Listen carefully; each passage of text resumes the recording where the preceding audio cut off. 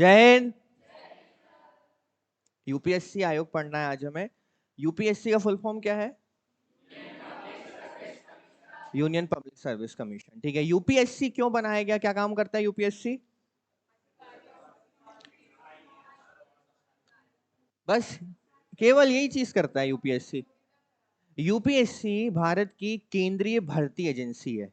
भर्ती मतलब किन लोगों की भर्ती करता है ये वर्ग एक और वर्ग दो के जो अधिकारी होते हैं आपके, उनकी भर्तियां कौन करता है? आपका यूपीएससी करता है। ठीक है, इसके अलावा यूपीएससी जो आपकी सिविल सर्विसेज है या इंडियन एडमिनिस्ट्रेशन सर्विसेज है, उसकी भर्ती भी कौन करता है? आपका वो भी आपका यूपीएससी करता है। तो ये चीजें तो देखो आपको पता है, ठीक है, पर हमें पढ़ना ये है कि इसके फीचर्स क्या है, इसका स्ट्रक्चर क्या है, इसकी बॉडी क्या है, ये वर्क कैसे करती है, इसके काम क्या है, क्या इसे कंट्रोल कौन करता है, क्या ये एक संवैधानिक संस्था है या फिर ये एक वैधानिक संस्था है या कानूनन तौर पर बनाई गई है ना, क्या ये स्थायी है या अस्थायी है ना, इसमें सदस्य कितने होते हैं और उन सदस्यों को चुनने के लिए कोई आपने कोई सिस्टम बनाया हुआ है या फिर डायरेक्ट किसी के द्वारा वो अपॉइंट कर दिए जाते हैं। तो ये चीजें आज हमें किस में कवर करनी है? इस यूपीएससी आयोग में करनी है। ठीक है, ये हमारा सेकंड आयोग है।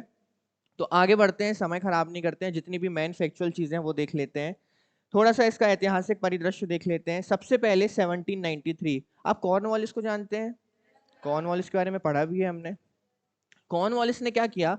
कॉर्नवालिस कोड आया जिसके द्वारा न्याय और प्रशासन व्यवस्था में सुधार किया गया। एक्चुअल में क्या किया गया मैं आपको बता देता हूं। 1793 में न्याय व प्रशासन दो चीजों को पृथक कर दिया गया और पहली बार बात की गई किसकी? एडमिनिस्ट्रेशन की, या फिर ऐसी बॉडी की जो एडमिनिस्ट्रेशन को संभाल सके या उसको अपॉइंट कर सके, पहली बार इसकी बात की गई। लॉर्ड कॉर्नवालिस को भारत में सिविल सेवा का क्या कहा जाता है? जन्मदाता कहा जाता है। एक चीज और, इसके अलावा यदि आपसे पूछा जाए कि भारत में सिविल सर्विसेज का जनक किसे कहा जाता है भारतीयों में, तो उसका जवाब होगा सरदार पटेल। क्या नाम क्या होगा? सरदार पटेल।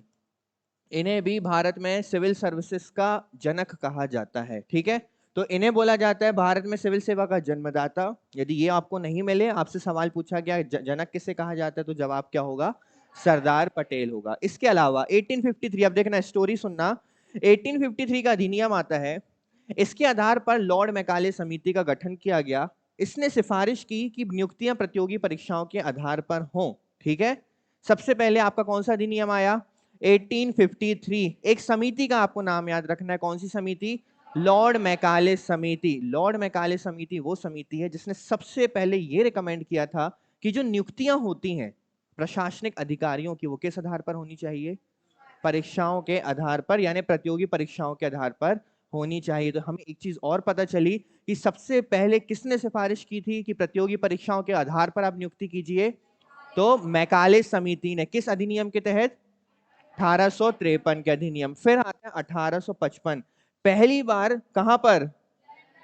लंदन में परीक्षा आयोजित कराई जाती है। ठीक है, जब पहले सिविल सर्विसेज के एग्जाम हुए तो सबसे पहले कहां आयोजित किए गए? लंदन में। भारत में उसे आयोजित नहीं किया गया था। और 1864 में रविंद्रनाथ टैगोर के भाई, कौन? सत्येंद्र नाथ टैगोर पहले भारतीय बने जिन्होंने इंडियन सिविल सर्विसेज का एग्जाम पास किया। ठीक है, तो पहले भारतीय कौन है जिन्होंने सिविल सर्विसेज का एग्जाम पास किया? सत्येंद्र नाथ टैगोर। क्लियर है? चलो थोड़ा सा वापस पीछे चलते हैं। सबसे पहले कब बात की गई कि भर्तियां प्रतियोगी परीक्षाओं के आधार पर होनी चाहिए? 1853। किस समिति ने? मैकाले समिति ने रिकमेंड किया। चलो ठीक है, रिकमेंड कर दिया। इसके बाद सबसे पहले एग्जाम कब कंडक्ट करवाया गया? कहां पर कंडक्ट करवाया गया? लंदन में कंडक्ट करवाया गया था। और 1864 में सबसे पहले भारतीय कौन बने जिन्होंने सिविल सर्विस एग्जाम क्रैक किया? सत्येंद्र नाथ टैगोर। इसके बाद 1922 में बढ़ते हैं। 1922 वो वर्ष है जब बार बार ये मांग उठने लगी कि प्रतियोगी परीक्षाएं केवल लंदन में नहीं होनी चाहिए, इनका आयोजन आप कहां भी करवाइए, भारत में भी करवाइए। तो 1922 वो वर्ष है जब लंदन के साथ साथ प्रथम बार इलाहाबाद में भी इस प्रतियोगी परीक्षा का आयोजन किया गया। किस वर्ष किया गया? 1922 में प्रथम बार लंदन के साथ भारत में इलाहाबाद में भी परीक्षा का आयोजन किया गया। इसके बाद 1919 मॉन्टेग्यू चेम्सफोर्ड सुधार पढ़ा है? मॉन्टेग्यू चेम्सफोर्ड सुधार अधिनियम लाया गया जिसमें इन प्रतियोगी परीक्षाओं के आयोजन के निरीक्षण के लिए मोस्ट इंपॉर्टेंट ली आयोग, क्योंकि यही जाकर अब आज जो आपको आपका यूनियन पब्लिक सर्विस कमीशन दिख रहा है, इसकी नींव इस आयोग ने ही रखी थी। और इस आयोग की जो स्थापना है या गठन है वो किस अधिनियम के तहत किया गया था? 1919 अधिनियम आता है जिसे हम किस नाम से जानते हैं? Montagu Chelmsford. इसने एक आयोग गठित कर दिया, कौन सा? ली आयोग। और ली आयोग ने स्थापना कर दी 1 अक्टूबर 1926 को। सेंट्रल, ना ही यूनियन ना ही फेडरल, क्या लिखा हुआ है? सेंट्रल, यानी केंद्रीय लोक सेवा आयोग, सेंट्रल पब्लिक सर्विस कमीशन। किस आयोग ने? ली आयोग ने। डेट क्या है? 1 अक्टूबर 1926। बस यही वो डेट है जब हमारा आज का जो स्ट्रक्चर है यूनियन पब्लिक सर्विस कमीशन का वो बना। ठीक है, किस आयोग के रिकमेंडेशन पर? ले आओ। डेट क्या है? 1 अक्टूबर 1926। और उस समय क्या था ये? केंद्रीय लोक सेवा आयोग। और क्या कर रहा था ये? क्या कर रहा था ये? भर्तियों का काम कर रहा था, अधिकारियों की, प्रशासनिक अधिकारी। फिर आता है 1935 का। बहुत बड़ा बदलाव नहीं होगा, बस देखो क्या होगा। इसके आधार पर 1 अप्रैल 1935 को संघीय लोक सेवा आयोग की स्थापना की गई। इस केंद्र की जगह इसको बना दिया गया फेडरल। क्या बना दिया गया? Federal union public, federal public service commission. बस यही फर्क हुआ। 1919 में इसका नाम क्या है? केंद्रीय लोक सेवा आयोग। 1935 में इसका नाम क्या है? संघीय लोक सेवा आयोग। याद है हमने जब एक्स पढ़े थे तो उन्हें क्या करना था?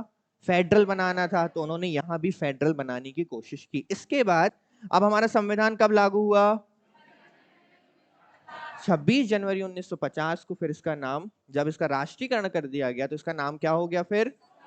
संघ लोक सेवा आयोग, यूनियन पब्लिक सर्विस कमीशन, अर्थात यूपीएससी, जिससे हम आज इसी नाम से जानते हैं। बस यही था इसका छोटा सा इतिहास, जिसकी वजह से आज हमें यूपीएससी का अस्तित्व देखने को मिलता है। ठीक है, एक छोटी सी स्टोरी है, फिर से देख लेते हैं। सबसे पहले कॉर्नवालिस कोड आता है, जिसमें इन दो भागों को अलग किया गया, न्याय और प्रशासन को। ठीक है, इसके बाद आपका 1853 अधिनियम आता है, जिसके तहत किसकी? लॉर्ड मैकाले समिति की स्थापना। उसने रिकमेंड क्या किया? ठीक है, इसके बाद आपका 1855 में क्या होता है? 1855 में क्या होता है आपका? सबसे पहले 1853 कौन सी समिति? मैकाले समिति। क्या रिकमेंड करती है? प्रतियोगी परीक्षाएं रिकमेंड करती। 1855 में क्या होता है? प्रथम बार परीक्षा का आयोजन होता है। कहां पर? चलिए ठीक है, लंदन में होता है। भारत में कहीं हुई थी क्या? नहीं होती है। इसके बाद 1864 में पहले भारतीय कौन बनते हैं? पहले भारतीय जिन्होंने इंडियन सिविल सर्विसेज का एग्जाम क्रैक किया, सत्येंद्र नाथ टैगोर। ठीक है, किसके भाई? इसके बाद 1922 पहली बार लंदन के साथ साथ और कहां एग्जाम आयोजित किया गया? कहां पर? इलाहाबाद में ये एग्जाम आयोजित किया गया। ठीक है, इसके बाद हम सीधे चलते हैं 1919 में। एक सेकेंड, कुछ छूट रहा है क्या? 1919 डायरेक्ट। ठीक है, 1919 में चलते हैं। 1919 में क्या किया गया? क्या किया गया? किसके किसके रिकमेंडेशन पर? ली आयोग। ली आयोग के रिकमेंडेशन पर केंद्रीय लोक सेवा आयोग। डेट बताइए। 1 अक्टूबर 1926। 1935 ने क्या कर दिया? इसको बना दिया फेडरल पब्लिक सर्विस कमीशन। और लास्ट हम आते हैं 1950। क्या नाम कर दिया गया इसका? Union public service commission. तो ये थी इसकी छोटी सी स्टोरी, जिसके तहत हमें आज ये यूपीएससी देखने को मिलता है। क्लियर है ये कहानी? चलिए ठीक है, चलो बताओ किसकी रिकमेंडेशन पर सबसे पहले एग्जाम की बात कही गई? मैकाले समिति। किस अधिनियम के तहत मैकाले समिति आई थी? 1853 के तहत। अच्छा, किसने सबसे पहले 1 अक्टूबर 1926 को केंद्रीय लोक सेवा आयोग बनवाया?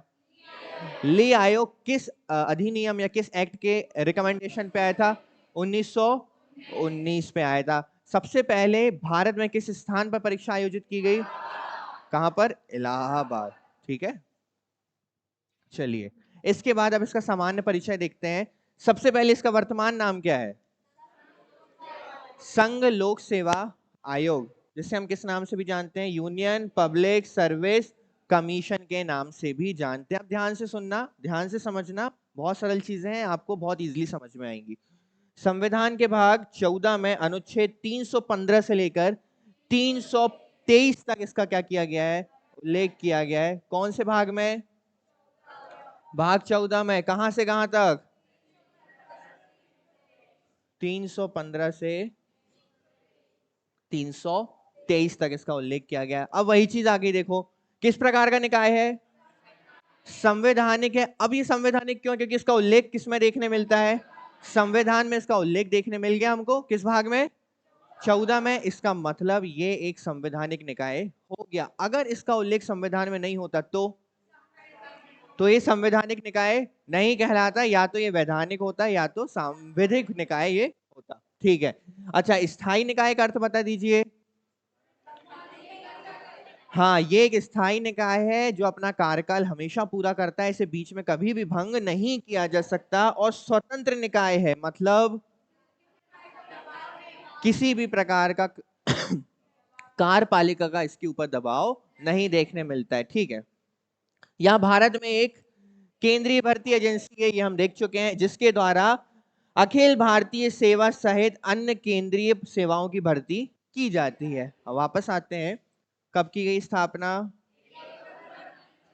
किसकी रिकमेंडेशन पर? ली आयोग। बार बार वही चीज रिपीट हो रही है, याद है ना? किसकी रिकमेंडेशन पर? ली आयोग। और ये जो ली आयोग है ये किस एक्ट के तहत आया था? 1919 एक्ट के तहत ये आया था। मुख्यालय इसका कहां पर है? न्यू दिल्ली में है। ठीक है, मुख्यालय कहां पर? न्यू दिल्ली में है। वर्तमान में भारत में 3 अखिल भारतीय सेवाएं हैं, हम सभी जानते हैं, आईएएस, आईपीएस और आईएफएस। ठीक है, इसके बाद किसी नई अखिल भारतीय सेवा का सृजन करने का अधिकार के पास है? संसद के पास है। प्रथम प्रमुख कौन है इसके? देखिए, सर रॉस बारकर। प्रथम प्रमुख की बात जब मैं कर रहा हूं तो मैं प्रथम भारतीय प्रमुख की बात नहीं कर रहा हूं। जो प्रथम प्रमुख थे जब ये बना था केंद्रीय लोक सेवा आयोग, तो नाम याद रखेंगे, सर रॉस बारकर। देखो बहुत आसान है। और प्रथम महिला है रोज मिलियम बैथ्यू। तो रॉस और रोज आप याद रख सकते हो, सेम नाम है, रोज रोज, रॉस और रोज। तो रॉस बारकर ये है प्रथम आपके अध्यक्ष, और प्रथम महिला पूछी जाए तो रोज मिलियम बैथ्यू, याद रख सकते हो, आसान है। रॉस और रोज, रोज और रॉस। ठीक है, अब बात करते हैं प्रथम भारतीय कौन बने थे? तो एच के कृपलानी, एच के कृपलानी। और वर्तमान में अभी कौन है इसके अध्यक्ष? मनोज सोनी। क्लियर है? वापस करते हैं, सबसे पहले अध्यक्ष कौन है इसके? रॉस बारकर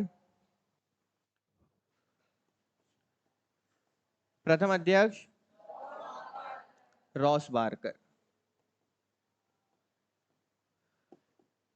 प्रथम महिला रोज मिलियम बैथ्यू। प्रथम भारतीय एच के कृपलानी, बिल्कुल सही। और वर्तमान में कौन है? मनोज सोनी, मनोज सोनी, ये है हमारे अध्यक्ष। क्लियर है? याद हो गए हैं आप लोगों को? चलिए बताइए, किस यूपीएससी संविधान के किस भाग में है? भाग 14 में। किस आर्टिकल में? 315 से 323। ठीक है, 315 से 323। चलिए संवैधानिक प्रावधान देख लेते हैं, 315 से लेकर 300। अभी याद हो जाएंगे, बिल्कुल मुश्किल नहीं है, ये भी हमें कहानी के तौर पर सारे अभी याद कर लेंगे। भारतीय संविधान के भाग 14 में अनुच्छेद 315 से 323 के तहत संघ लोक सेवा आयोग एवं राज्य लोक सेवा आयोग। अब हमें यहाँ पर एक चीज देखने मिलती है कि इन आर्टिकल्स में दोनों की ही बात कर दी गई है, यानी यूनियन पब्लिक सर्विस कमीशन और स्टेट पब्लिक सर्विस कमीशन, मैंने बोला स्टेट, स्टेट बोला ना कि मैंने बोला एमपीपीएससी, है ना। स्टेट का मतलब जितने भी स्टेट्स हैं आपके, उन सबके लिए ये सभी आर्टिकल एक समान रहेंगे, ठीक है। इसके बाद राज्य लोक सेवा आयोग की संरचना, उसके सदस्यों की नियुक्ति, निष्कासन तथा शक्तियों और कार्यों का प्रावधान इन आर्टिकल्स में किया गया। अब सुनना ध्यान से, अभी याद करने हैं ना, तो ध्यान से अपना ध्यान कहाँ केंद्रित रखो आप, सामने की ओर, जो बोल रहा हूं उसको सुनो और याद करो। सबसे पहले आर्टिकल नंबर 315, 315 से कहां तक है, 323 तक है। 315 संघ और भारत के राज्यों दोनों की बात कर रहा है। क्या केवल उसने यूपीएससी बोला क्या? यहां पर यूपीएससी और स्टेट पीएससी दोनों की ही वो बात कर रहा है। संघ और भारत के राज्यों हेतु लोक सेवा आयोगों का गठन, तो ये बात तो हम जानते हैं कि जब भी कोई आयोग का पहला आर्टिकल होता है वो अक्सर उसके गठन की ही बात करता है। तो पहले में क्या हो गया आपका गठन, तो यूपीएससी और स्टेट पीएससी का गठन कौन सा आर्टिकल करता है? 315। अभी याद कर लेना क्योंकि मैं अभी पूछ के लिखूंगा, ठीक है। 315 अब गठन कर लिया। 316 यूपीएससी के साथ साथ स्टेट पीएससी के सदस्यों की नियुक्ति और कार्यकाल। अब आपने जब गठन किया तो एक संरचना तो बनाओगे ना उसकी, तो सदस्यों का सदस्यों का नियुक्ति और कार्यकाल ये किसमें है? 316। अब 317 यूपीएससी व स्टेट पीएससी दोनों के सदस्यों को हटाना और निलंबित करना। पहले गठन, फिर नियुक्ति, फिर हटाना। क्लियर? ये सीक्वेंस याद है, पहले गठन, नियुक्ति, फिर हटाना। चलिए 318 आयोग के सदस्यों और कर्मचारियों की सेवा की शर्तों हेतु नियम बनाने की शक्ति, यानी अगले में हमें क्या देखने मिलती है? सेवा शर्तें। क्लियर है? फिर से गठन, नियुक्ति, हटाना, सेवा शर्तें, ठीक है। आयोग के सदस्यों द्वारा सदस्य ना रहने पर पद धारण करने का प्रतिषेध, मतलब जब आप सदस्य नहीं है, सदस्य पद आपका जो टर्म है वो पूरा हो चुका है, तो आपको उस पद पर बने रहने पर रोक। समझ में आया? यानी जब आप उस पद पे अब नहीं रह सकते, आपका कार्यकाल या टर्म पूरा हो चुका है, तो उस पर क्या लगाई जाती है? फिर रोक। ये पॉइंट मैं आपको आगे समझाऊंगा तब डिटेल में समझ में आएगा। तो सबसे ये क्या हो गया? पद पर रहने पर रोक। इसके बाद लोक सेवा आयोग के कार्य का वर्णन, लोक सेवा आयोग के कार्य को विस्तार, यानी देखो पहले कार्य का वर्णन और फिर कार्य के विस्तार करने की बात। फिर से हम आते हैं, सबसे पहले गठन, फिर नियुक्ति, फिर हटाना, फिर सेवा शर्तें, ठीक है। इसके बाद क्या? कार्यकाल, सिंपल, पद पर बने रहने पर रोक। उसके बाद कार्य, और फिर उसके बाद कार्यों का विस्तार। अरे सिंपल याद रखो ना, देखो यहां तक आपको याद है, निलंबित करना और सेवा शर्तें। यहां लिखो पद धारण करने पर प्रतिषेध, उसके बाद उसके कार्य, और फिर कार्य को विस्तार करने की शक्ति, ठीक है। अगले, अब तो सिंपल है, लोक सेवा आयोग के खर्च, खर्च जो वो व्यय करता है उसका किस अनुच्छेद में? 322 में। और अंतिम में आती है आपकी रिपोर्ट, लोक सेवा आयोगों की रिपोर्ट, जो वो अपने राष्ट्रपति या राज्यपाल के समक्ष प्रस्तुत करते हैं। चलो एक बार फिर से सीक्वेंस बताना मुझे ध्यान से, ठीक है। सबसे पहले गठन, फिर नियुक्ति, फिर हटाना, उसके बाद सेवा शर्तें, पांचवा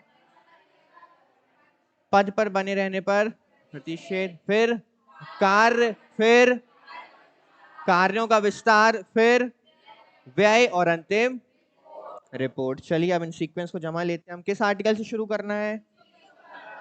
आर्टिकल नंबर 315। चलिए क्या करना है? यूपीएससी व स्टेट पीएससी का गठन। अच्छा, मैं अब बार बार यूपीएससी स्टेट पीएससी नहीं बोलूंगा, दोनों को लेकर ही बात हो रही है, ठीक है।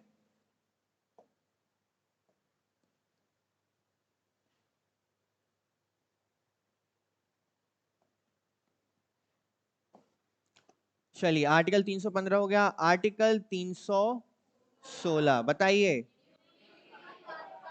नियुक्तियां व किनका? अरे किसका?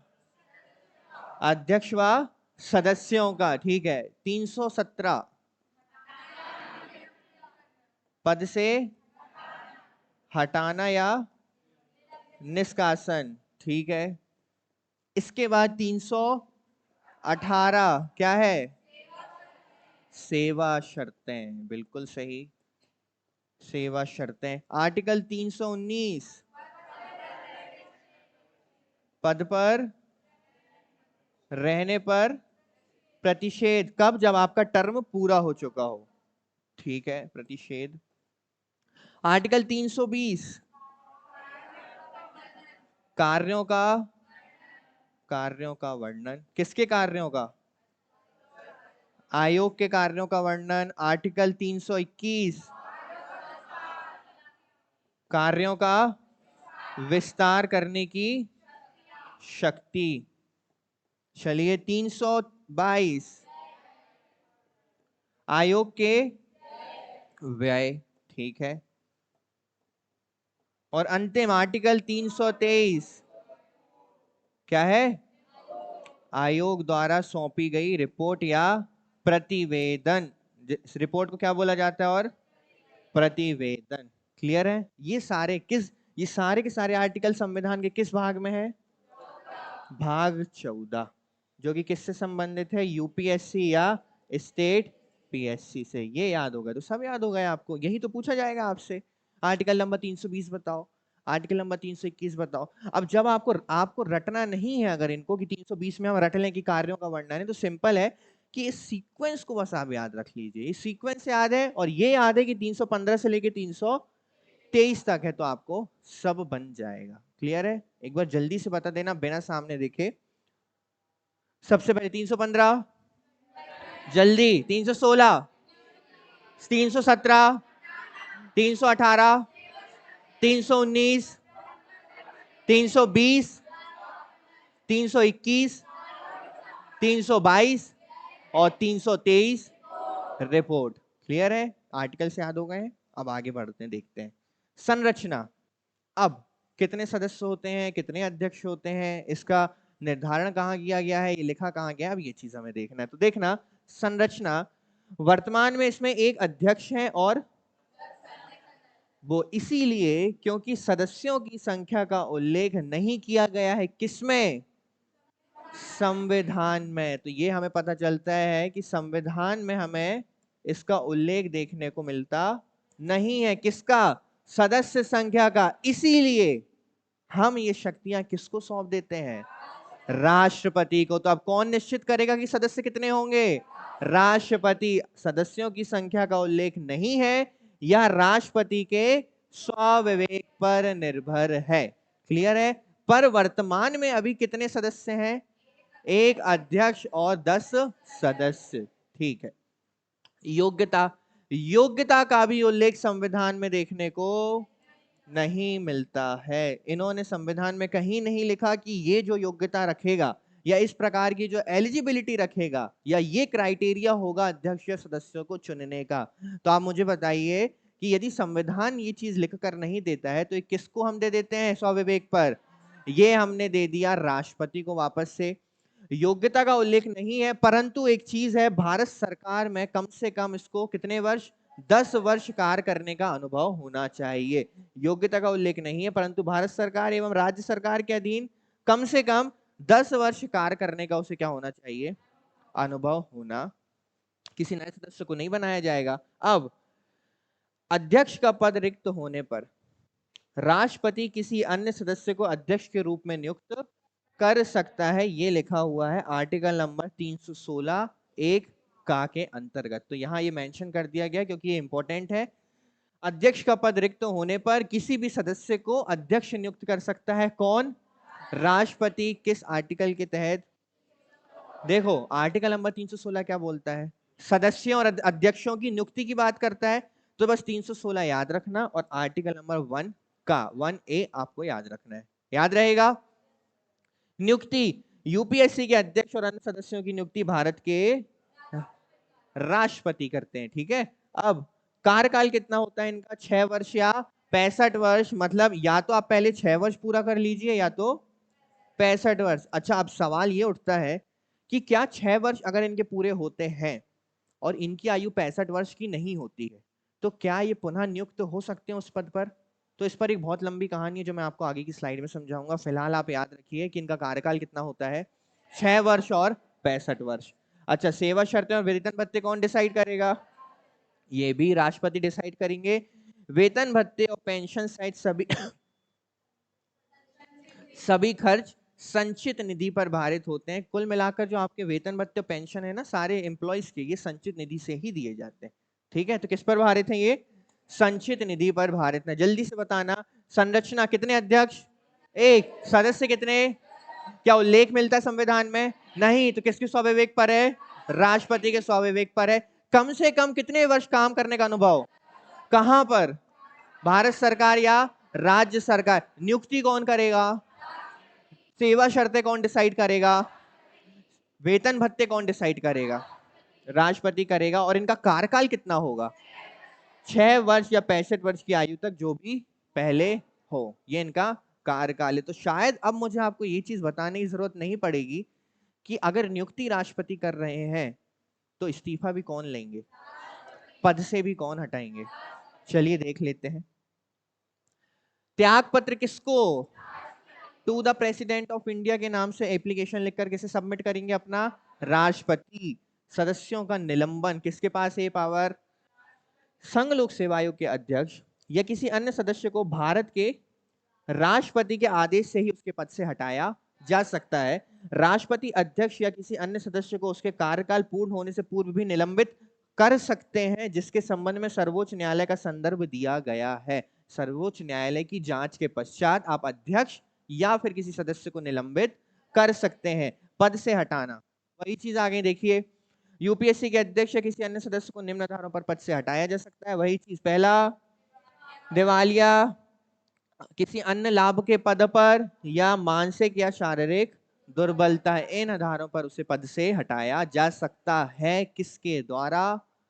राष्ट्रपति के द्वारा। वार्षिक रिपोर्ट किस आर्टिकल में देखा? वार्षिक रिपोर्ट अभी जल्दी बताओ। Article number 300। बिल्कुल सही। यूपीएससी आयोग द्वारा किए गए कार्यों की एक वार्षिक रिपोर्ट किसको सौंपता है? वो। और भारत का राष्ट्रपति कहाँ रख देते हैं?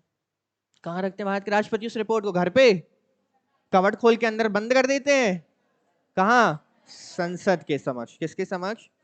अच्छा, मैं एक चीज आपको अभी यहाँ यही समझा देता हूँ कि जब लोक सेवा आयोग या संघ लोक सेवा आयोग अपनी रिपोर्ट राष्ट्रपति को सौंपते हैं और राष्ट्रपति उस रिपोर्ट को संसद के समक्ष रखते हैं, तो समय समय पर क्या होता है, जब लोक सेवा आयोग या संघ लोक सेवा आयोग राष्ट्रपति से किसी चीज की सलाह मांगते हैं या कोई भी चीज बोलते हैं और राष्ट्रपति उस पर इनकार करते हैं या नहीं मानते हैं, तो राष्ट्रपति ने किन किन बातों का खंडन किया है यूपीएससी की, उसकी रिपोर्ट भी राष्ट्रपति को किसके समक्ष प्रस्तुत करनी पड़ती है कि इतनी चीजें थी यूपीएससी द्वारा जो मेरे समक्ष प्रस्तुत की गई थी, जिन्हें मैंने मानने से क्या किया है?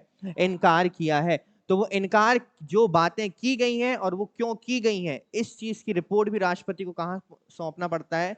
संसद के समक्ष सौंपना पड़ता है। वो आगे हमें देखने मिलेगी। लोक सेवा आयोग के अध्यक्ष और सदस्यों की पुनर्नियुक्ति की पात्रता। ठीक है, अब बहुत ध्यान से समझना। यहीं पर मैं आपको स्टेट पीएससी और यूपीएससी दोनों साथ में बता दूंगा, क्योंकि वो चीजें फिर वहां पे जाकर थोड़ा सा ब्लंडर हो जाएगा। और जो आपको अपने नोट्स बनाना है वो इस स्लाइड के हिसाब से बनाना है जो मैं अभी बनाने वाला हूँ। ठीक है, जो लिखा हुआ है वो तो आपको समझने से रहा। ठीक है, दिमाग मत लगाना, इसलिए मैं उसको सरल तौर पर बता रहा हूँ, यहाँ ध्यान देना। 2 आयोग होते हैं, कौन कौन से? एक आपका यूपीएससी और एक हो गया आपका स्टेट पीएससी। ये 2 आयोग होते हैं आपके। ठीक है, अब दोनों ही आयोगों में एक होता है आपका अध्यक्ष और अन्य होते हैं आपके सदस्य। बहुत ध्यान से देखना, अभी समझ लिए तो फिर हमेशा समझ जाओगे। यहां पर भी आपके 2 लोग होते हैं, एक अध्यक्ष और एक सदस्य। ठीक, अब सुनना। अध्यक्ष पुनः अध्यक्ष के पद पर नियुक्त नहीं हो सकते। ये जो अध्यक्ष हैं किसके? इन्होंने अपना 5 वर्ष या 65 वर्ष का टर्म क्या कर लिया है, तो ये पुनः अध्यक्ष नहीं बन सकते। क्लियर है? ये पुनः अध्यक्ष नहीं बन सकते। इसके अलावा क्या ये पुनः सदस्य बन सकते हैं? तो बिल्कुल नहीं। जब ये अध्यक्ष रह चुके हैं तो ये सदस्य बनकर फिर क्या करेंगे? तो ये पुनः सदस्य भी नहीं बन सकते। पुनः सदस्य भी नहीं बन सकते। अब बात करते हैं इसके अलावा कुछ है क्या, तो हाँ, यह भारत सरकार के किसी भी अन्य पद पर नियुक्त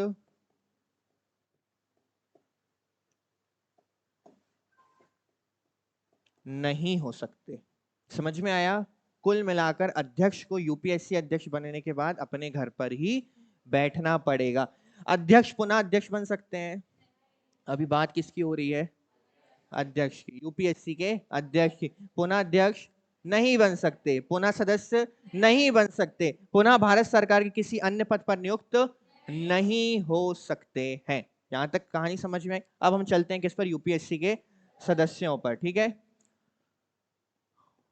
पुनः सदस्य नहीं बन सकते, पुनः सदस्य नहीं बन सकते, परंतु यूपीएससी के अध्यक्ष बन सकते हैं। यूपीएससी के अध्यक्ष बन सकते हैं। इसके अलावा किसी अन्य स्टेट पीएससी के अध्यक्ष भी वो बन सकते हैं। किसी अन्य स्टेट पीएससी के अध्यक्ष बन सकते हैं। समझ में आया? सदस्य पुनः सदस्य नहीं बन सकते। अच्छा, ये जो पुनः सदस्य है ना, वो यूपीएससी के बन सकते हैं, ना ही वो स्टेट पीएससी के बन सकते हैं। यूपीएससी के अध्यक्ष बन सकते हैं, किसी अन्य स्टेट पीएससी के अध्यक्ष भी बन सकते हैं। यहां तक समझ में आई कहानी? फिर से ध्यान से सुनना। यूपीएससी के अध्यक्ष और सदस्य होते हैं। यूपीएससी का अध्यक्ष पुनः अध्यक्ष नहीं बन सकता, पुनः किसी अन्य स्टेट पीएससी का अध्यक्ष भी नहीं बन सकता, पुनः अपने यूपीएससी का सदस्य नहीं बन सकता, भारत के किसी अन्य पद पर नियुक्त नहीं हो सकता। ये अध्यक्ष की बात होगी। अब सदस्य, पुनः यूपीएससी या किसी अन्य स्टेट पीएससी के सदस्य नहीं बन सकते, पर यूपीएससी के अध्यक्ष बन सकते हैं और किसी अन्य स्टेट पीएससी के अध्यक्ष बन सकते हैं। समझ में आया? यहां तक कहानी क्लियर है? अब चलते हैं कहां पर? हम स्टेट पीएससी। ठीक है, पुनः इस स्टेट के, जिसके वो थे, पुनः इस स्टेट के अध्यक्ष जिसके वो वर्तमान में हैं, या आप लिख सकते हैं पुनः वर्तमान राज्य के अध्यक्ष नहीं बन सकते।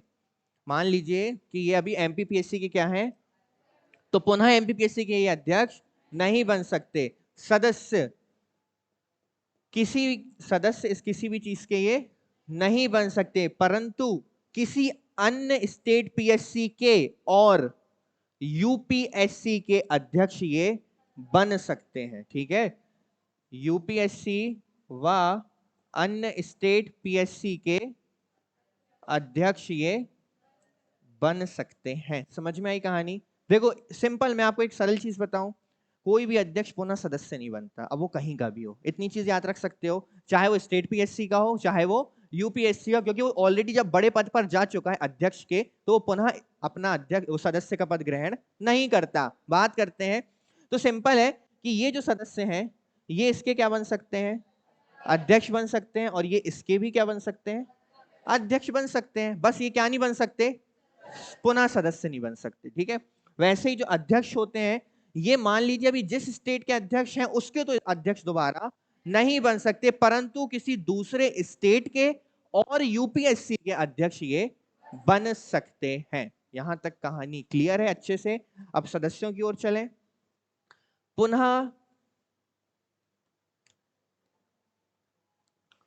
पुनः वर्तमान स्टेट के या वर्तमान राज्य के या सदस्य ये नहीं बन सकते, यानी पुनः ये सदस्य नहीं बन सकते। इसके अलावा क्या ये इस स्टेट के अध्यक्ष बन सकते हैं?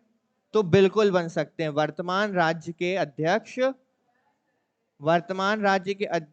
व दूसरे अन्य राज्यों के भी अध्यक्ष ये बन सकते हैं।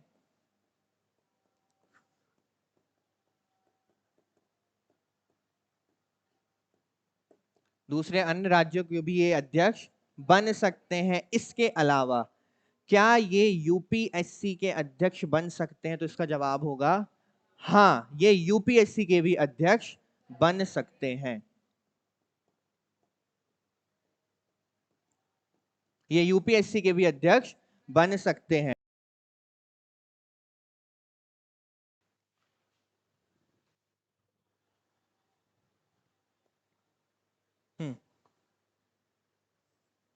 क्लियर है यहां तक? चलिए वापस आते हैं, हम कहां थे? अध्यक्ष में। क्या ये पुनः सेम स्टेट के अध्यक्ष बन सकते हैं? नहीं बन सकते। क्या ये किसी भी स्टेट के या यूपीएससी के सदस्य बन सकते हैं? नहीं बन सकते। क्या ये किसी अन्य स्टेट के और यूपीएससी के अध्यक्ष बन सकते हैं? बिल्कुल बन सकते हैं, बिल्कुल बन सकते हैं। अब बात करते हैं सदस्यों की। पुनः वर्तमान राज्य के सदस्य नहीं बन सकते। अच्छा, मैंने आपको यहां पर बोला पुनः वर्तमान राज्य के सदस्य, तो इसका मतलब है कि क्या ये किसी अन्य राज्य के सदस्य बन सकते हैं? हाँ, ये राज्यों के सदस्य नहीं बन सकते, परंतु ये किसके सदस्य बन सकते हैं? ये यूपीएससी के सदस्य बन सकते हैं।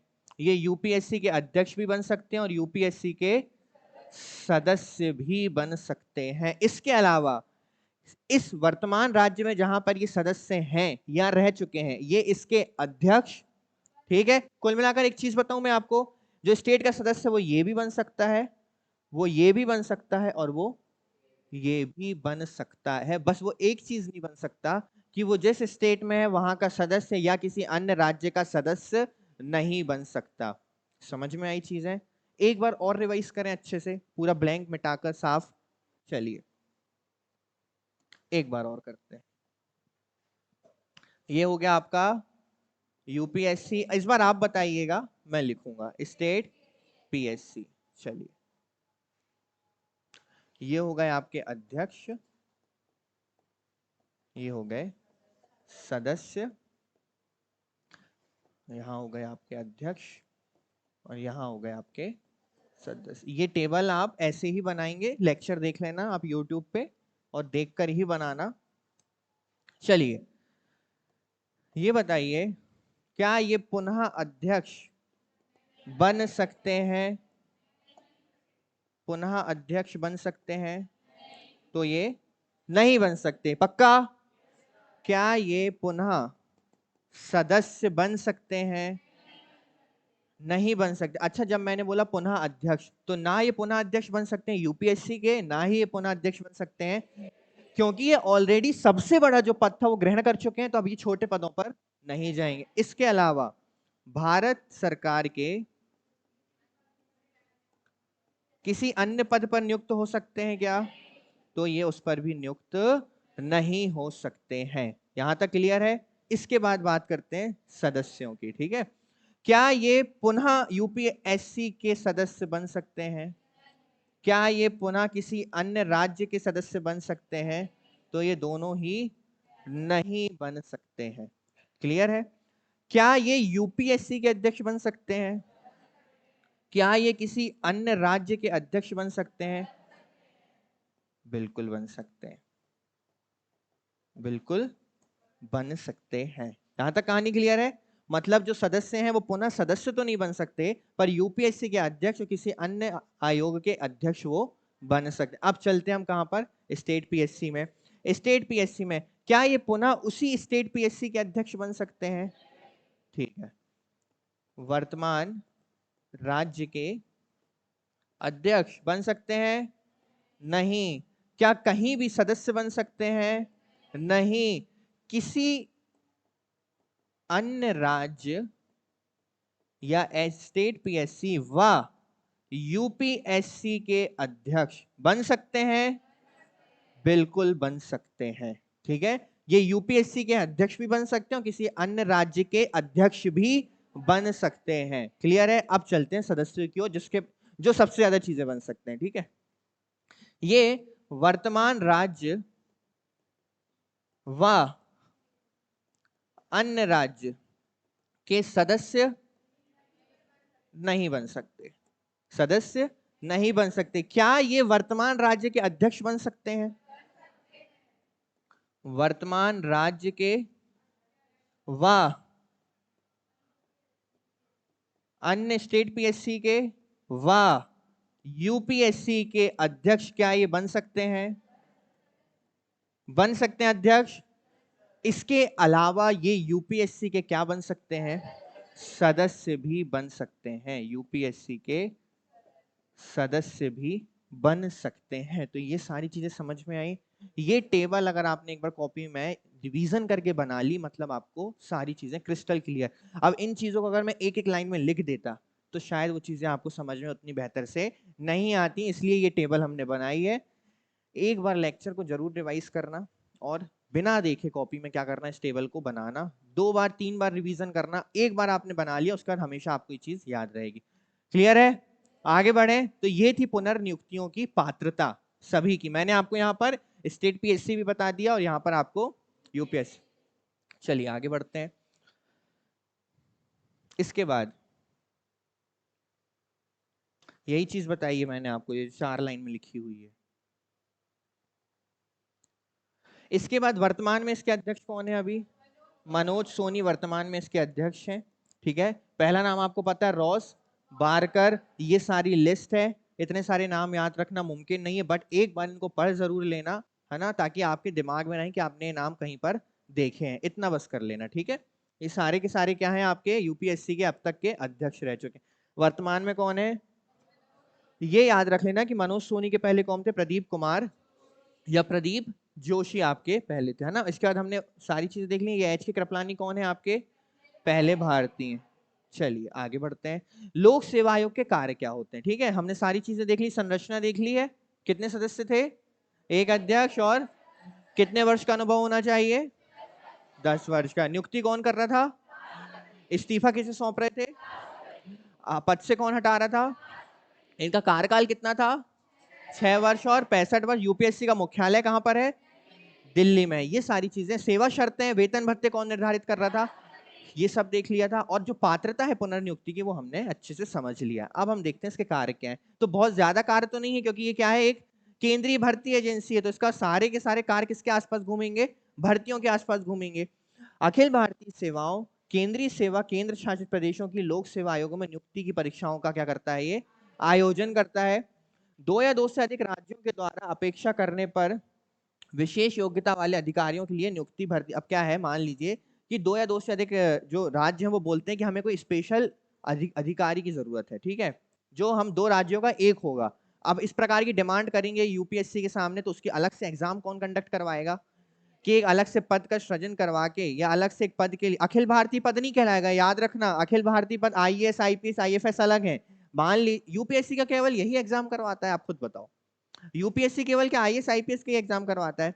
यूपीएससी सेंट्रल लेवल के और भी बहुत से एग्जाम करवाता है। तो यदि कोई राज्य बोलता है या 2 से अधिक राज्य बोलते हैं कि हमें एक विशेष अधिकारी की आवश्यकता है, तो उसके लिए एग्जाम कंडक्ट कौन करवाएगा? फिर यूपीएससी करवाएगा। राज्यपाल के अनुरोध पर तथा राष्ट्रपति की सिफारिश पर राज्यों को सलाह कौन प्रदान करेगा? यूपीएससी। मन से नहीं करेगा, या तो राज्यपाल अनुरोध करेगा या राष्ट्रपति उसकी सिफारिश करेगा। राष्ट्रपति द्वारा मांगे जाने पर किसी अन्य मामले में सलाह देगा। अब ध्यान से एक बात सुनना, राष्ट्रपति द्वारा एक क्या देगा? ये सलाह देगा। क्या ये सलाह बाध्यकारी होगी? बाध्यकारी होगी? बस ये सलाह बाध्यकारी नहीं होगी। ऐसे बहुत सी चीजें हैं जो राष्ट्रपति समय समय पर यूपीएससी से सलाह लेते हैं, कभी सीएजी से लेते हैं, तो कभी सुप्रीम कोर्ट से लेते हैं, पर किसी भी सलाह को मानने के लिए राष्ट्रपति कभी भी बाध्यकारी नहीं होते हैं। आगे बढ़ते हैं। कुछ मामले जो आयोग के अधिकार क्षेत्र से, सिंपल है, नौकरियों में आरक्षण कौन नहीं दे सकता? क्योंकि ये यूपीएससी का कार्य क्षेत्र नहीं है। ये डिसाइड संसद करेगी कि उसे कितना, किसको आरक्षण देना है। तो आरक्षण यूपीएससी के कार्य क्षेत्र से बाहर है। ग्रुप सी और ग्रुप डी, क्योंकि यूपीएससी केवल ग्रुप ए और ग्रुप बी के एग्जाम कंडक्ट करवाता है, इसलिए ग्रुप सी एवं डी की सेवाओं की भर्ती संघ लोक सेवा आयोग द्वारा नहीं की जाती। संघ लोक सेवा आयोग हमेशा ग्रुप ए और ग्रुप बी के एग्जाम कंडक्ट करवाता है, आप याद रखेंगे। इसके अलावा इसरो, डीआरडीओ इत्यादि से संबंधित नियुक्तियां संघ लोक सेवा आयोग नहीं करता है। क्लियर है? ये इसके क्या है, कार्य क्षेत्र है। आगे बढ़े, ज्यादा कुछ नहीं है इसमें। अन्य प्रावधान, चलिए, आयोग को अतिरिक्त कार्य यदि सौंपना है, किसके पास है शक्ति? बस यहां मत फंसना। अब समझ में आया? अभी हमारा दिमाग कहां चला जाता? राष्ट्रपति में। तो बस यही वो लूप होल्स हैं जो हमें पकड़ के रखने हैं, जो बाकी चीजों से इसे क्या बनाते हैं, अलग बनाते हैं। ठीक है, यदि यूपीएससी को कोई अत्यधिक कार्य सौंपना है तो वो शक्ति किसके पास है, वो शक्ति है संसद के पास।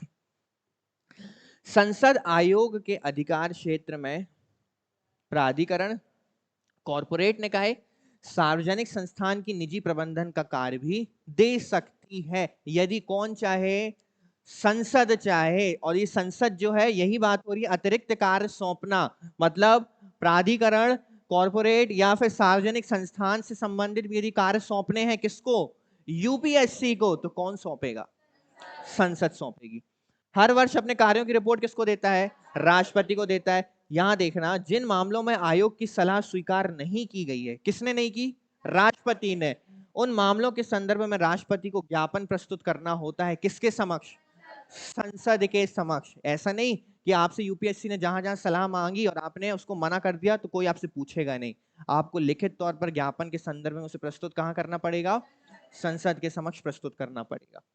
सेवाओं के वर्गीकरण, वेतन या सेवाओं की स्थिति, कैडर प्रबंधन, प्रशिक्षण से आयोग का कोई भी लेना देना नहीं। समझना, सेवाओं का वर्गीकरण किस प्रकार का होगा। ठीक है, देखो, जब आप यूपीएससी का एग्जाम कंडक्ट करवाते हो तो यूपीएससी डिसाइड नहीं करता कि आपको ट्रेनिंग लेने कहाँ जाना है या ट्रेनिंग आपकी किस प्रकार की। यूपीएससी का काम है, एग्जाम हुआ, ये हुआ सिलेक्शन, ये रही फाइनल लिस्ट, इसके बाद अब हमारा काम कुछ नहीं है। अब जिन्हें लवासना जाना है वो लवासना जाए, जिन्हें सरदार पटेल पुलिस अकादमी जाना है वो हैदराबाद वहां जाए। ठीक है, तो ये चीजें बट जाती हैं, इस पर यूपीएससी का कोई भी लेना देना नहीं है। इसके अलावा आपको पता होगा, जो हमारे अखिल भारतीय अधिकारी होते हैं इन्हें कैडर दिया जाता है, UP cadre, MP cadre, Rajasthan cadre. Cadre का मतलब होता है कि उस स्टेट में उन्हें क्या किया जाता है, अपॉइंट किया जाता है। तो कैडर प्रबंधन या कैडर को देने से यूपीएससी का किसी भी प्रकार का लेना देना उसमें भी नहीं रहता है। बस वही बात की गई है कि कैडर प्रबंधन और प्रशिक्षण से संबंधित यूपीएससी का कोई भी लेना देना नहीं है। इसके अलावा राष्ट्रपति लोक सेवा आयोग के दायरे से, ध्यान से सुनना, राष्ट्रपति लोक सेवा आयोग, ये संघ लोक सेवा आयोग है ना, के दायरे से किसी पद, सेवा, विषय को हटा सकता है और राष्ट्रपति अखिल भारतीय सेवा वह पद के संबंध में नए नियम भी बना सकता है। सिंपल सुनो, राष्ट्रपति यदि चाहे तो संघ लोक सेवा आयोग से संबंधित किसी भी विषय को या पद को उससे हटा सकता है, या उसमें किसी प्रकार का परिवर्तन करना चाहे तो कर सकता है। परंतु संघ लोक सेवा आयोग को परंतु इस प्रकार के नियमन को राष्ट्रपति को कम से कम कितने दिन, 14 दिनों के लिए संसद के सदन के समक्ष प्रस्तुत करना होगा, और संसद यदि चाहे तो इसे संशोधित और खारिज कर सकती है। देखो, यूपीएससी में किसी भी प्रकार का बदलाव करने की शक्ति किसको दे दी इन्होंने, राष्ट्रपति को दे दी है ना। और यूपीएससी को क्या बोल दिया कि भाई हम आपसे पूछने के लिए बाध्यकारी नहीं है, राष्ट्रपति को जो चेंजेस करने होंगे वो चेंज वो कर सकते हैं, पर राष्ट्रपति पूर्णतः स्वतंत्र नहीं है। उन्हें जो भी वो चेंज कर रहे हैं उन्हें कितने दिन पहले, 14 दिन पहले उसे किसके समक्ष रखना होगा, और संसद चाहे तो उसमें संशोधन भी कर सकती है और उसको खारिज भी कर सकती है। समझ में आया। अपनी रिपोर्ट किसके समक्ष रखता है, ये राष्ट्रपति के समक्ष रखता है, और राष्ट्रपति जिन चीजों सिफारिशों को नहीं मानता वो किसके समक्ष रखता है, संसद के समक्ष रखता है। इसके अलावा यदि कुछ परिवर्तन करने हो तो कौन करता है, राष्ट्रपति करता है, और राष्ट्रपति जो परिवर्तन करने वाला है उसे कितने दिन पहले बताना पड़ता है, किसे बताना पड़ता है, संसद को बताना पड़ता है, और संसद यदि चाहे तो उसे संशोधित या खारिज कर सकती है। ठीक है, कितना कार्यकाल है यूपीएससी के अध्यक्ष का, 6 वर्ष या 65 वर्ष। योग्यता क्या है, कितने वर्ष काम होना चाहिए, 10 वर्ष कम से कम क्या किया हो, काम किया हो। ठीक है, अच्छा जल्दी बताओ 315 क्या है, मूल अधिकार है 315, कुछ भी बता रहे हो, क्या है 315, गठन है, किसका गठन, यूपीएससी। तो इस प्रकार हमारा यूपीएससी आयोग अब क्या होता है, समाप्त। जितने भी इंपॉर्टेंट फैक्चुअल पॉइंट्स थे जो प्रीलिम्स के लिए आवश्यक है वो सारे के सारे हमने क्या कर लिए, कवर कर लिए। अब जिसको पीएचडी करना है यूपीएससी में तो इतनी मोटी पुस्तक आती है ना, अब उसको लेकर आइएगा, और 315 के अंदर, 316 के अंदर, 17, 18 के अंदर बिल्कुल डुबकियां मार लेना, स्विमिंग पूल की तरह तैरते हुए निकलना। ठीक है, और जब पीएससी आपसे वो सवाल ना पूछे तो दुख नहीं होना चाहिए, है ना। वो प्रीलिम्स में आप कभी आपने सिलेबस को ध्यान से सुना है, उसने क्या बोला है आपसे, उसने आपसे बोला है आयोग, समझ रहे हो? यानी वो आपसे आयोग क्या होता है, आयोग की बॉडी, संरचना, नियुक्ति, शक्तियां, ये सारी चीजें पूछ रहा है वो आपसे। वो आपसे अंदर घुसकर धाराएं नहीं पूछना चाहता है ना, कि आप एकदम हमको उस आयोग की पूरी शक्तियों से लेकर हर एक चीज बता दीजिए। अगर ऐसा होता तो फिर अपने आप में वो जितनी यूनिट्स हैं वो पूरा का पूरा सिलेबस कवर कर देती। ठीक है, तो जितना भी इंपॉर्टेंट फैक्ट्स थे, फैक्चुअल पॉइंट्स थे, सबसे इंपॉर्टेंट जो फैक्चुअल चीज इसमें थी वो थी पुनः पात्रता, जो हमने बहुत अच्छे से समझ ली है। हाँ या नहीं? समझ ली है? तो बस अगर इतना समझ लिया तो आपका यूपीएससी कंप्लीट हो चुका है। ठीक है, किस भाग में था यूपीएससी आपका? 14 में था। कहां से कहां तक? अब मुझे एक बात बस बताइए आप लोग। मैं ये बात करते हैं स्टेट पीएससी की। ठीक है, हमारे यहाँ स्टेट पीएससी का नाम क्या है? एमपीपीएससी। क्या मैं एमपीपीएससी के लिए किसी अन्य एक्ट को लेकर आऊं, अन्य आर्टिकल को लेकर आऊं जिसके तहत ये बनेगा? नहीं। क्यों? क्योंकि हमने इसकी बात पहले ही कहां कर दी? Article number 300। बिल्कुल सही, हमने पहले ही आर्टिकल नंबर 315 में बोल दिया है कि यहां पर संघ के लिए और राज्यों के लिए क्या बनाए जाएंगे? लोक सेवा आयोग बनाए जाएंगे। तो ये रहा हमारा लोक सेवा आयोग, जिसका पूरा नाम क्या है? Madhya Pradesh public service commission. चलिए ये बताइए, इसका हेडक्वार्टर कहां पर है? कहां पर? इंदौर में है। इंदौर में इसका हेडक्वार्टर है। ठीक है, इंदौर में ही है ना? कि जबलपुर में है या भोपाल में है? इंदौर में है ना? चलिए तो शुरू करें एमपीपीएससी। बिल्कुल ज्यादा कुछ नहीं है, थोड़ा ही बहुत है, अभी हो जाएगा 10-15 मिनट में। चलिए बढ़ते हैं एमपीपीएससी की ओर। परिचय। स्थापना 27 अक्टूबर 1956 की अधिसूचना के तहत 1 नवंबर 1950। ये तो बहुत आसान हो गया यार। मतलब जिस डेट को आपने एमपी बनाया है, मध्य प्रदेश का गठन किया है, उसी डेट को आपने क्या कर दिया? उसी डेट को आपने यूपीएससी का भी गठन कर दिया। तो डेट क्या है? Sorry, MPPSC. उसी डेट में आपने एमपीपीएससी का क्या कर दिया? गठन कर दिया, 1 नवंबर 1956। पर कौन सी अधिसूचना के तहत? 27 अक्टूबर। अरे कितने दिन पीछे चले अपन? 3 दिन। 3 दिन पीछे चलते हैं, 4 दिन। 31 का महीना होता है अक्टूबर, कि 30 का महीना होता है? अब सब ऐसे ऐसे शुरू हो जाओ, है ना, यही तो आता है बेटा। ठीक है, तो 27 अक्टूबर 1956 की अधिसूचना के तहत, यदि अधिसूचना पूछा जाए कि किस अधिसूचना के तहत, तो 27 अक्टूबर 1956 की अधिसूचना के तहत 1 नवंबर 1956।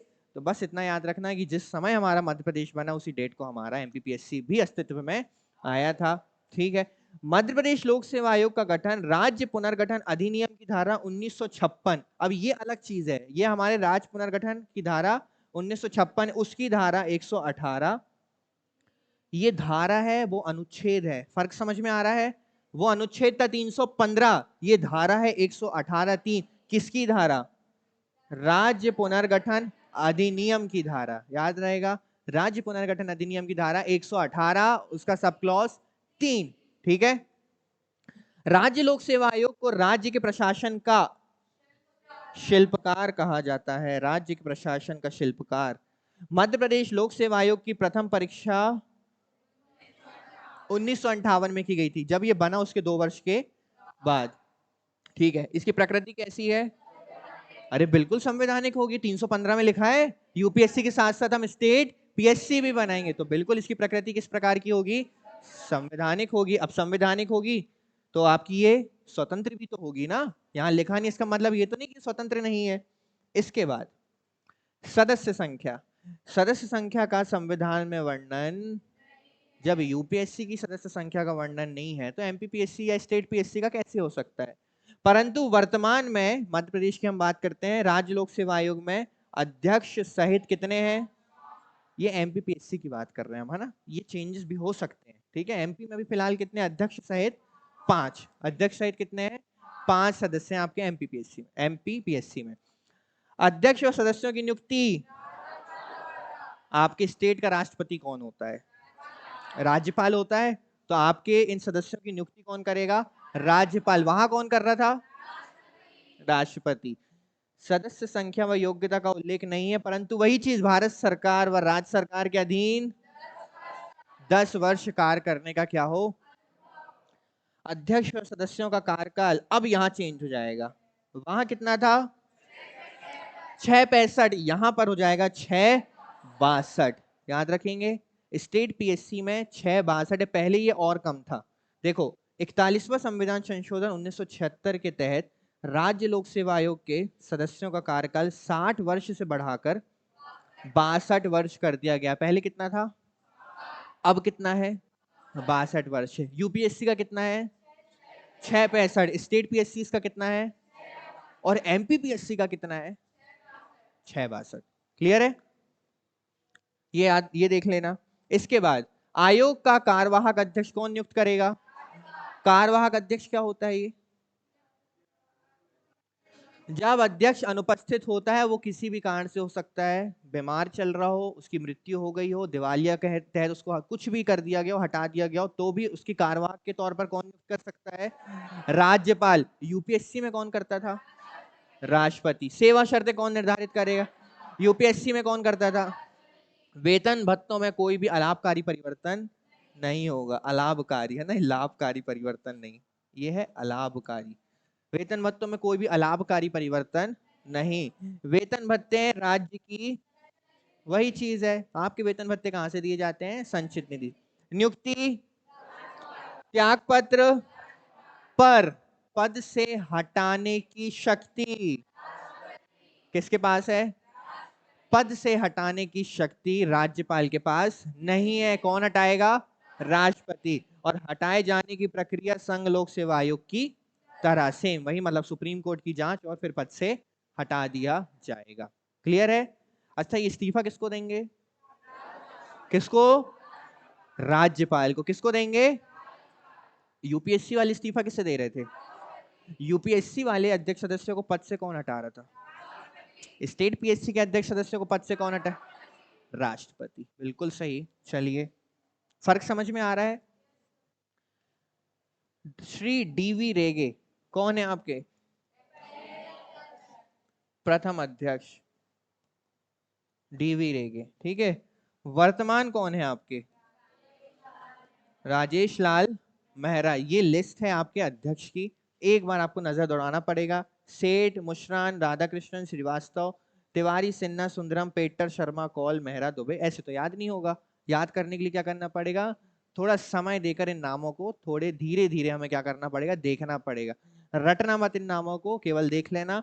पहला नाम याद होना चाहिए, वर्तमान के दो आपको याद होने चाहिए। राजेश लाल मेहरा के पहले कौन थे आपके, भास्कर चौबे। तो बस लास्ट के दो नाम आप याद कर लेना, ठीक है। बाकी आपकी इच्छा है, आप चाहो तो एक बार इसको जरूर अच्छे से देख सकते हो। कार्य पाठ्यक्रम निर्धारण करने की शक्ति, अभी सिलेबस चेंज हुआ एमपीपीएससी का 2020 में, ये शक्ति किसके पास थी, एमपीपीएससी के पास थी। अभ्यर्थियों की नियुक्ति, पदोन्नति तथा स्थानांतरण पर सरकार को क्या देना, सलाह देना। वार्षिक प्रतिवेदन, वार्षिक प्रतिवेदन तो आयोग को सौंपना ही पड़ेगा, चाहे वो कोई भी आयोग हो। वैसे ही एमपीपीएससी अपना वार्षिक प्रतिवेदन किसे सौंपता है, राज्यपाल। राज्य में सिविल सेवा संबंधी परीक्षाओं का आयोजन कराना किसका काम है, आपके जो एमपीपीएससी के एग्जाम्स होते हैं वो कौन कंडक्ट करवाता है, आयोग करवाता है। अन्य तथ्य, मध्य प्रदेश लोक सेवा आयोग के प्रथम अध्यक्ष डीवी रेगे और वर्तमान अध्यक्ष राजेश लाल मेहरा। यही है आपका एमपीपीएससी, इतना ही है एमपीपीएससी, है ना, बहुत ज्यादा कुछ नहीं है। तो थोड़ी चीजें मुझे आप बता दीजिए, हम कंपेयर कर लेते हैं सबसे अच्छा, ठीक है। कंपैरिजन कर लेंगे तो ज्यादा बेहतर होगा। ये रहा यूपीएससी, ये रहा एमपीपीएससी। चलिए, मुझे सबसे पहले ये बताइए, इसका जो गठन है वो किस आर्टिकल के तहत होगा, 315 के तहत। इसका गठन 315, बिल्कुल सही। चलिए, ये कब बना, 1 अक्टूबर 1926, ठीक है। ये कब बना, 1 नवंबर 1956। यदि सवाल पूछा जाए कि इसका राष्ट्रीयकरण कब हुआ या फिर ये संघ लोक सेवा आयोग कब बना, तब इसका आंसर क्या होगा, 26 जनवरी 1950। चलिए कितने सदस्य होते हैं? अध्यक्ष प्लस 10 सदस्य होते हैं। कितने होते हैं? अध्यक्ष सहित 5। चलिए नियुक्ति कौन करता है? अच्छा, सबसे पहले योग्यता बताओ क्या होनी चाहिए?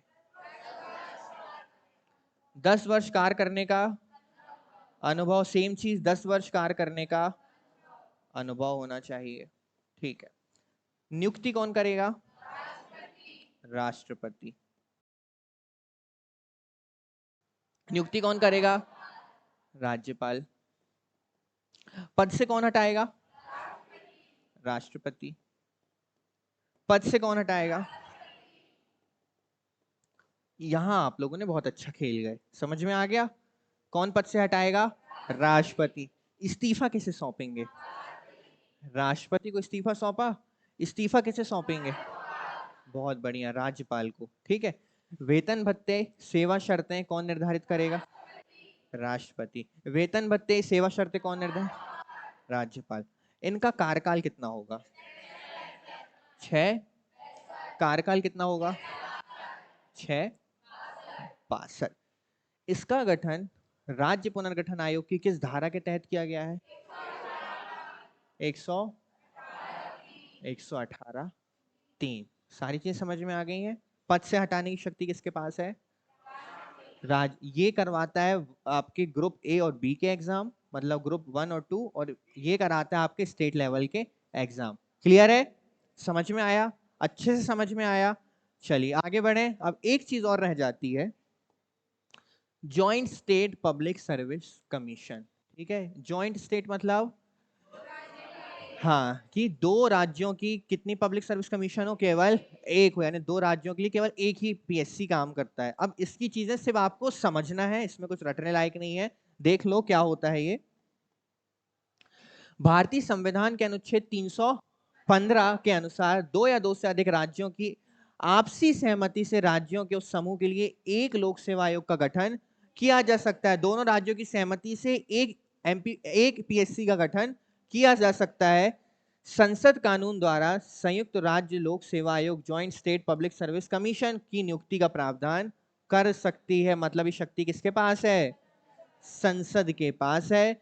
इस प्रकार के संकल्प को प्रत्येक राज्य के विधानमंडल के प्रत्येक सदन द्वारा पारित किया जाना आवश्यक है। मतलब यदि पीएससी दो स्टेट मिलकर बना रहे हैं तो ये जो कानून है या फिर ये जो पीएससी का प्रावधान है, ये दोनों ही राज्य के विधानमंडलों में पास होना जरूरी है, अनिवार्य है। अब अधिकारियों की नियुक्ति। अधिकारियों की नियुक्ति की बात किस आर्टिकल में की गई है? 316। तो सब चीजें उसी को सेम चलेंगी। भारतीय संविधान के अनुच्छेद 316 में कहा गया है कि joint state public service commission के अध्यक्ष और अन्य सदस्यों की नियुक्ति भारत के, देखो यूपीएससी की किसने किया? अध्यक्षों की नियुक्ति। स्टेट पीएससी के अध्यक्षों की नियुक्ति। पर जब बात होगी joint state public service commission की तो फिर से कौन आ जाएंगे? राष्ट्रपति आ जाएंगे। संयुक्त अब देखो इनका कार्यकाल कितना होगा? जितना स्टेट का था, जितना स्टेट का था, ना कि जितना यूपीएससी का था। कितना? 6 और 62 वर्ष। इस्तीफा अनुच्छेद 317 के तहत जेएसपीएससी का कोई भी सदस्य भारत के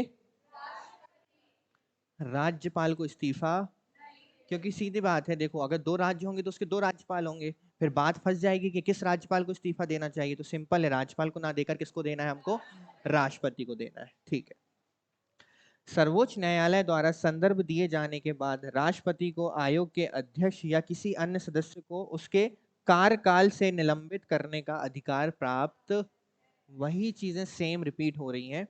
पद से कौन हटा सकता है? राष्ट्रपति। नियुक्ति कौन करता है? राष्ट्रपति। इस्तीफा किसे सौंपते हैं? राष्ट्रपति। शक्तियां अनुच्छेद 318 के अनुसार भारत के राष्ट्रपति को निम्नलिखित अधिकार प्राप्त है। आयोग के सदस्यों की संख्या और उनकी सेवा शर्तें कौन निर्धारित करता है? हमने जाना अभी कि जो संविधान है आपका, भारतीय संविधान, उसमें सदस्यों की संख्या का उल्लेख, सदस्यों की संख्या है क्या? क्या उसमें उनकी योग्यता के बारे में है क्या? क्या सेवा शर्तों के बारे में है क्या? क्या वेतन भत्तों के बारे में है क्या? तो किसको दे दिया ये सब हमने? ये सब कौन डिसाइड करेंगे? ये सब राष्ट्रपति डिसाइड करेंगे। सदस्यों की संख्या और उसकी सेवा शर्तों के संबंध में प्रावधान से संबंधित किसके पास पावर है? राष्ट्रपति के पास है। रिपोर्ट किसको देगा? आर्टिकल 323 किससे संबंधित है? प्रतिवेदन से अनुसार जेएसपीएससी का यह कर्तव्य होगा कि वह उन राज्यों के राज्यपालों के समक्ष वार्षिक रिपोर्ट प्रस्तुत करे जिन्होंने मिलकर आयोग का गठन। फिर कहानी बदल गई। आई बात समझ में? बस यही नहीं फंसना है हमको, ठीक है। अब बात आती है रिपोर्ट देने की, तो वो कहाँ का है अध्यक्ष, या वो पीएससी कहाँ का? स्टेट का है। तो जिम्मेदारी कहाँ की है उसके प्रति? स्टेट के प्रति है उसकी जिम्मेदारी। तो रिपोर्ट किसको सौंपेगा? अपने अपने राज्यपाल को, है ना। जो दो स्टेट मिलकर बने हैं वो दोनों राज्यपालों के पास क्या जाएगी? रिपोर्ट जाएगी। अब सुनना, जिन्होंने मिलकर आयोग का गठन किया है, प्रत्येक राज्य का राज्यपाल उन मामलों की व्याख्या करते हुए एक ज्ञापन प्रदान करेगा जिसमें आयोग की सलाह को स्वीकार उसने नहीं। वही सेम चीज रिपीट हुई राष्ट्रपति वाली, कि राष्ट्रपति जिन सलाह को क्या नहीं करा है, एक्सेप्ट नहीं किया, वो ज्ञापन के तौर पर क्या करता है? उसे प्रस्तुत करता है। अब मैं आपको फर्क बता देता हूं। देखो, यूपीएससी में सदस्यों की नियुक्ति कौन करता है? स्टेट में कौन करता है? पर जब ज्वाइंट सेशन की बात, ज्वाइंट पब्लिक सर्विस कमीशन की बात आए तो कौन करेगा? फिर राष्ट्रपति करेगा, ठीक है। यूपीएससी में नियुक्ति कौन करेगा? इस्तीफा कौन लेगा? सेवा शर्तें कौन निर्धारित करेगा? वेतन भत्ते कौन निर्धारित करेगा? ये सारी की सारी चीजें डिक्टो कॉपी कहां हो जाएंगी? ज्वाइंट पब्लिक सर्विस कमीशन में। बस ज्वाइंट पब्लिक सर्विस कमीशन में एक चीज का अंतर रहेगा, दो चीजों का। पहला, उनका कार्यकाल कितना रहेगा? 6 वर्ष और 62 वर्ष। और दूसरा, रिपोर्ट, वो रिपोर्ट अपनी राष्ट्रपति को नहीं सौंपेंगे, वो रिपोर्ट सौंपेंगे अपने अपने राज्य के राज्यपालों को सौंपेंगे। और राज्यपाल ने जिन बातों को स्वीकार नहीं किया, वो उसका ज्ञापन किसके समक्ष प्रस्तुत करेगा? विधानमंडल के समक्ष प्रस्तुत करेगा। तो ये था आपका joint public service commission. UPSC, MPPSC और ज्वाइंट पब्लिक सर्विस कमीशन से संबंधित जितने भी इंपॉर्टेंट पॉइंट्स थे वो सारे हमने कवर कर लिए, है ना। इसके बाहर मुझे नहीं लगता आपको कुछ और पढ़ने की आवश्यकता है। बस इन्हीं चीजों को आप अच्छे से रिवाइज कर लें। एक, आप आर्टिकल बहुत अच्छे से पढ़ें, और दूसरा, जो पुनर्नियुक्ति की पात्रता है उस टेबल को आप बहुत अच्छे से एक बार क्या कर लें? रिवाइज कर लें। क्लियर है? तो हमें यूपीएससी या स्टेट पीएससी का उल्लेख किस संविधान में संविधान के किस भाग में देखने को मिलता है? भाग 14 में देखने को मिलता है। किस आर्टिकल में? आर्टिकल नंबर 315 से 323 तक। तो ये हमारा समाप्त होता है यूपीएससी आयोग। क्लियर है? जो समस्या हो आप लेकर आइए, हम उसका निवारण करेंगे। चलिए, जय हिंद।